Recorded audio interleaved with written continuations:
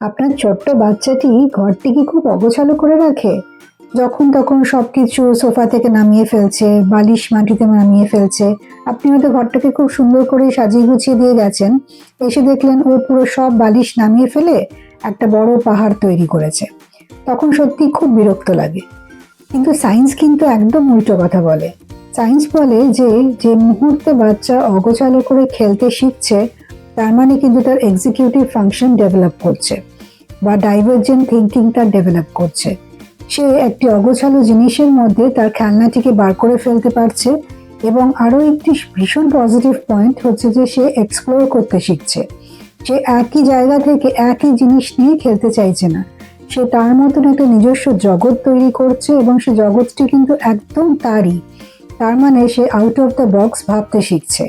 তো এইগুলো কিন্তু সবই হচ্ছে কগনিটিভ ব্রেনের ডেভেলপমেন্টের জন্য এটা হচ্ছে। তাই নেক্সট টাইম থেকে যখন বাচ্চা খেলতে বসবে, তাকে কিন্তু কোনো গণ্ডির মধ্যে রাখবেন না যে এইটুকু জায়গার বাইরে তুই কিন্তু নোংরা করবি না, এইটুকু জায়গার বাইরে বেরিয়ে তুই খেলতে পারবি না বা জিনিসপত্র অগোছালো করতে পারবি না। সেটা না করে ওকে নিজের মতন করে জগৎটা গড়তে দিন, ও ওর মতন করে খেলুক। কিন্তু অ্যাট দ্য সেম টাইম এই অবস্থার অপরচুনিটিটাও আমরা নেব যে খেলা হয়ে গেলে পরে মজার চলে যে এই যে অগোছালো ঘর সেটিকে কি করে আবার আমরা আগের মতন করে ফিরিয়ে আনতে পারি। সেটাও কিন্তু একটা মজার খেলাই হবে। তো এটার মাধ্যমে সে এটাও শিখবে যে আমি যতই অগোছালো করে রাখি বা আমি নিজেকে এক্সপ্লোর করার জন্য যতই আমি মেসড আপ করি, তারপরে কিন্তু আমার নিজেকে আস্তে আস্তে গুটিয়ে ফেলতে হবে।